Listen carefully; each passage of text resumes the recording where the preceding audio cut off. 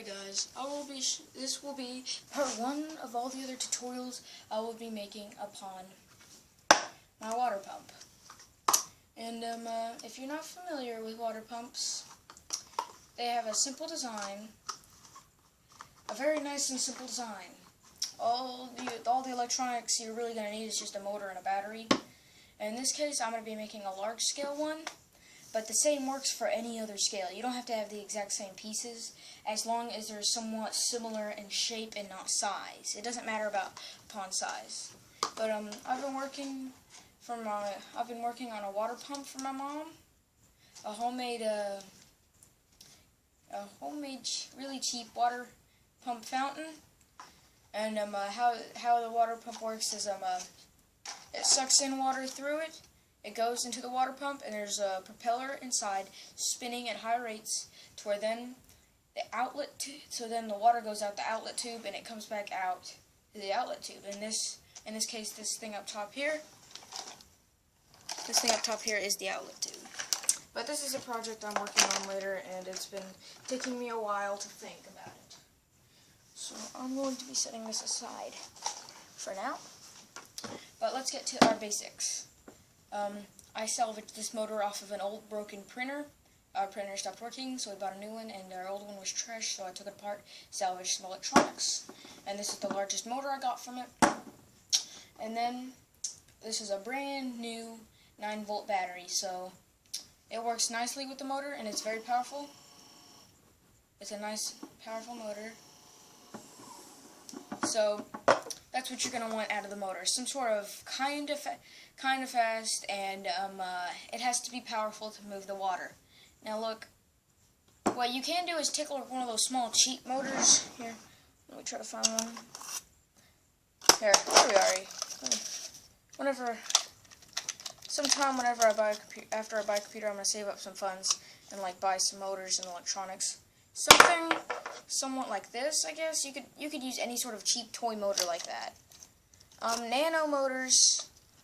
These nano motors right here are probably not good for the job. These are more for aircraft, in my opinion, or for an airboat, a small mini RC airboat. But that is what you will be needing: a battery and the motor for electronics. The motor has to be powerful.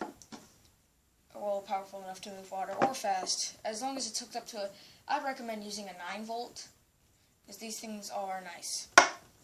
And then what you're going to want for a body is some sort of circular shape. As you see here, these green bottle caps, these green Sprite bottle caps, work as the body right here. And well, there's these microwavable what's it called, mac and cheese cups right here. My brother and I ate one today, so I cleaned these out, and I cut them up to size, and they work nicely as a body. And they do fit quite nicely. They are a bit weak, so I'm gonna have to fix that problem up. But I'm gonna be using 2 halves. If you want to make it a small scale, you can use I don't know, say 2 bottle caps to a water bottle or something. That works nicely. But I'd recommend you use, say, a bottle cap from a Sprite bottle or Coke, because those things are larger. Those are larger and nice. Alright then. We will try to get to work. Now look, what you intend to do, wait a second here. Dang it, that won't fit that.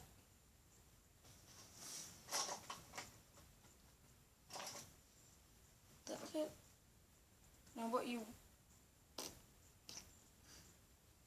Probably gonna have to work for a press fit.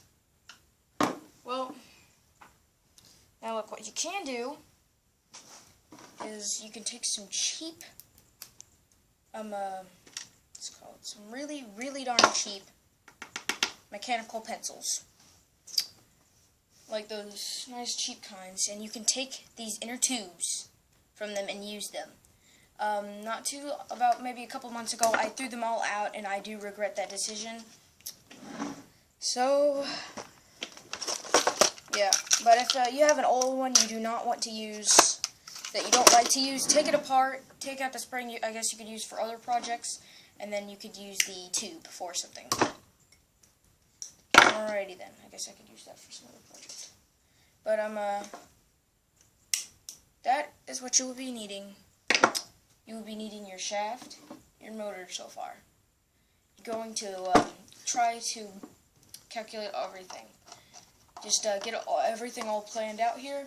Then what you're going to want to do here is drill an inlet tube, which will be at the bottom. The inlet will always be at the bottom of it. The motor will be at the top right here. And the outlet tube will be somewhere on the side at the middle, somewhere around here. It's dependent on the size of your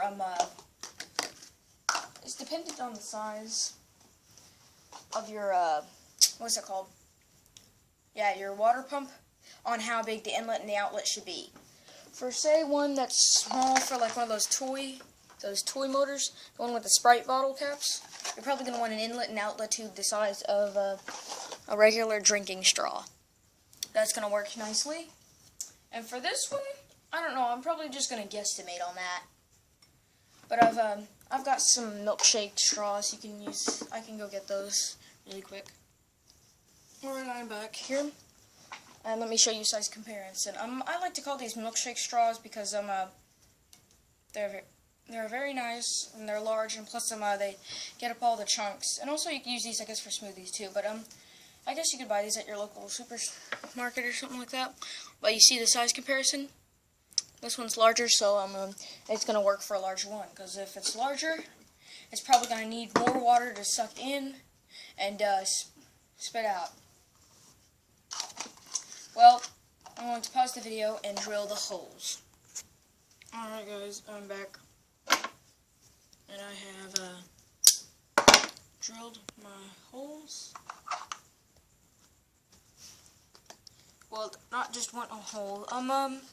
You probably want to use a soldering iron, but I didn't have that available to me at the time, so I couldn't use it. You see this hole is a bit off-centered here, sadly, but I'm just gonna have to work with it. Or maybe I could fix it later, but you're gonna want it to be able to fit your motor. As you see, this big piece right here, I'm gonna make it big enough for that, so then that could happen here. It's nice and snug, and I like to waterproof it. And how I waterproof it is I just take some hot glue. I take it all around right there, and then I quickly, sadly I have a low temp, so it's not going to do very well, quickly do that, and I twist it on there like that to help get it on there like a screw. Just screw it back on there, and then I wait for it to set, and then to strengthen it I take some hot glue and I get it in these corners right there. That's what I do to help strengthen it. And then for your inlet tube, do the exact same thing. So, well, actually I could just redo the hole on this one then. I could use this one as my inlet. Didn't think of that. Well, you make any mistakes, all you gotta do is use this as an inlet, unless it's just not available, unless you just can't make it your inlet, anything like that.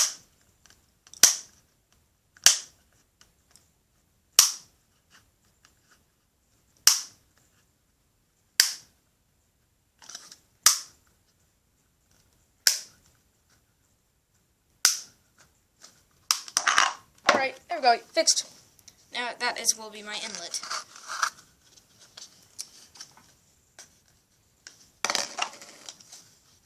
And I will now make my motor shaft hole. Alright, and I just drilled my motor shaft hole. It's right here. This time it's a lot more centered. And it's more of it's not as tight as if it fit, but it fits it perfectly. That's what I have to say about it. And it slides in nicely. Oh, I almost got my finger trapped in there. What I used to drill it is I took my knife, right here, my work knife, and I drilled my hole in it. And that is how I did that.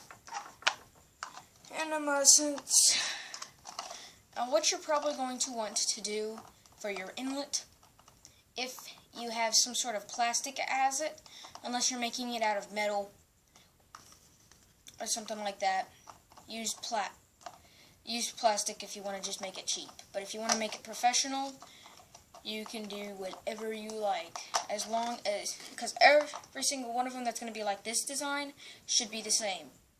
Alright? They're all pretty much the same design, or at least the ones that are like this. Alright, now that we've got our inlet and motor shaft hold done, we can do everything the rest of the way. Alright, that will be the end of part 1, and up next will be part 2. See you guys in part 2.